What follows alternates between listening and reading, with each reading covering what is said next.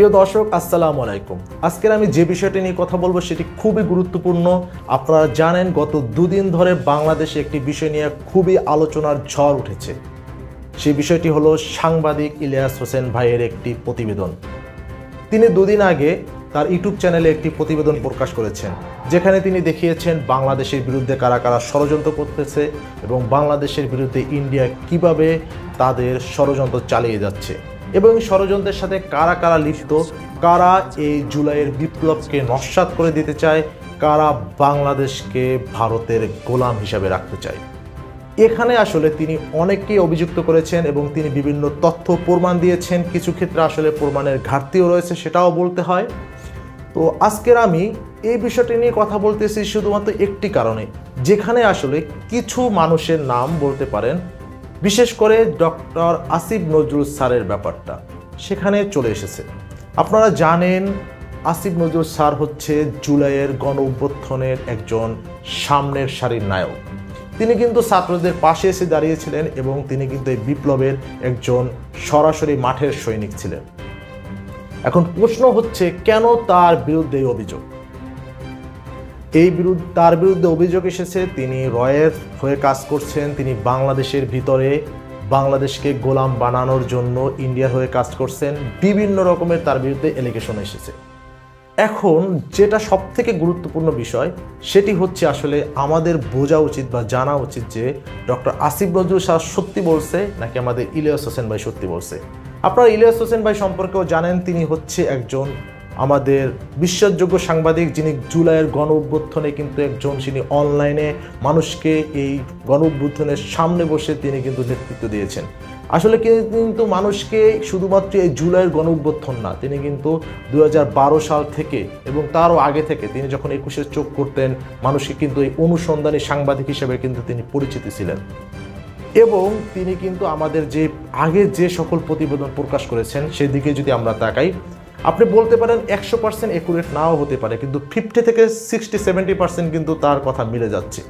যেমন ধরেন তিনি কিন্তু 2019 সালে একটি প্রতিবেদন করেছিলেন ইসকন নিয়ে, যে ইসকনের কি বর্তমান অবস্থা এবং ইসকন পরবর্তীতে কি করতে পারে। আপনারা দেখেছেন তার প্রমাণ, এই ইসকন একটি জঙ্গি সংগঠন, তিনি সেটি বলেছিলেন 19 সালে।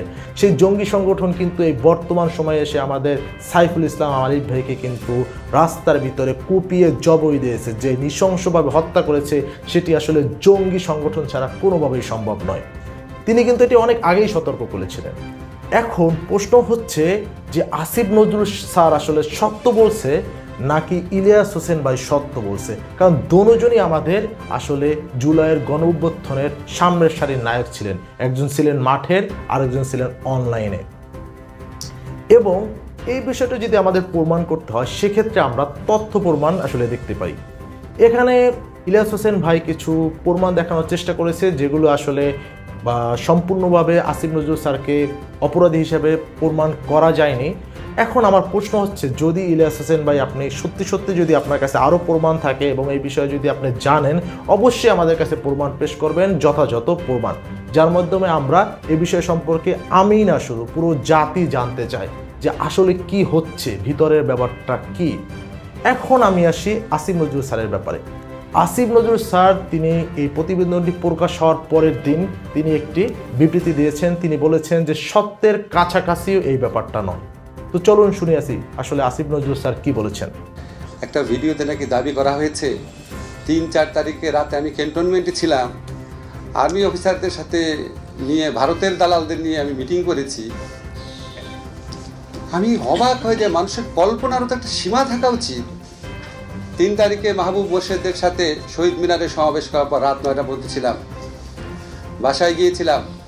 তারপরে অধ্যাপক মোস্তফা মামুন ঢাকা ইউনিভার্সিটি ফুলা রোডের 19 নম্বর বিল্ডিংয়ে দোতলা ডান দিকে থাকেন, তার বাসায় রাত্রে থেকেছি, শুনেছি আমাকে মেরে ফেলবে অথবা গ্রেফতার করবে।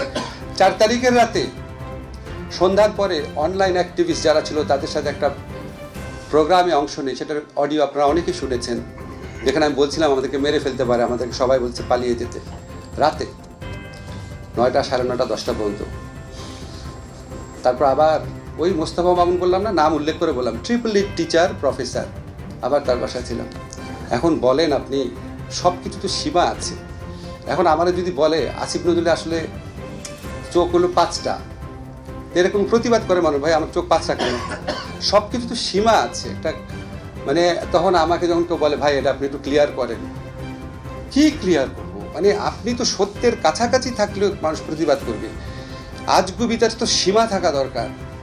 আপনারা শুনলেন আসিফ নজরুল স্যার কি বলেছেন। তিনি বলেছেন সত্যের কাছাকাছিও নয়, এবং তিনি বলেছেন আমি কি আসলে আপনাদেরকে এটা বিষয়ে বলবো, প্রমাণ দেব। আসলে তো এটা আসলে যদি বলি যে আপনি মেয়ে হয়ে গেছেন বা আপনার বয়স 10, এটা কি মানার মতো? স্যার আমরা এরকমের প্রমাণ চাই না, আমরা চাই সঠিকভাবে একটি আপনার এর বিরুদ্ধে স্টেটমেন্ট। যেমন আপনি বলেছেন এখানে আপনি ওই দিন আরেকজনের বাসায় ছিলেন, একজন স্যারের কথা বলেছেন, আমরা চাই এই বিষয়গুলো আরও ক্লিয়ার করুন আপনি। এবং ওই যে সমন্বয়কদের কথা বলা হয়েছে, 3 জন সমন্বয়ক ছিল, আমরা এটার এভরিথিং আপনি যেন আমরা জানতে চাই আপনি নির্দোষ, কারণ আমরা বিশ্বাস করি আপনি নির্দোষ, আপনি সেটি প্রমাণ করুন। আর যদি না প্রমাণ করতে পারেন সন্দেহের ঊর্ধ্বে কেউই না। যখন কোনো একটি ফৌজদারি মামলা হয় কিন্তু আমরা জানি পুলিশ কিন্তু সন্দেহের ক্ষেত্রে কিন্তু ছেলেকে যদি খুন করা হয় সেক্ষেত্রে মা বাবাকেও কিন্তু সন্দেহ করে, এবং বাবা মা যদি খুন হয় সেক্ষেত্রে কিন্তু ছেলেকেও সন্দেহ করে। তো পৃথিবীতে সন্দেহের ঊর্ধ্বে কেউ নয়। ঠিক একইভাবে আমরা সাংবাদিক ইলিয়াস হোসেন ভাইয়ের কাছে যেটা বলেছি সেটা হচ্ছে আমরা জানি আপনি আমাদের সত্যের জন্য লড়াই করেন, আপনি সত্যের একজন অগ্রগামী সৈনিক এবং আপনি সত্যকে তুলে ধরেন, আপনি একজন অনুসন্ধান সাংবাদিক হিসেবে বাংলাদেশের গর্ব।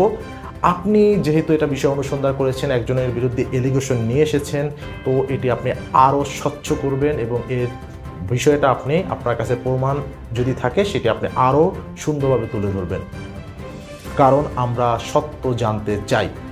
বাংলাদেশের মানুষ আর কতদিন সন্দেহের ভিতরে থাকবে? তারা আসলে সত্য জানতে চায়।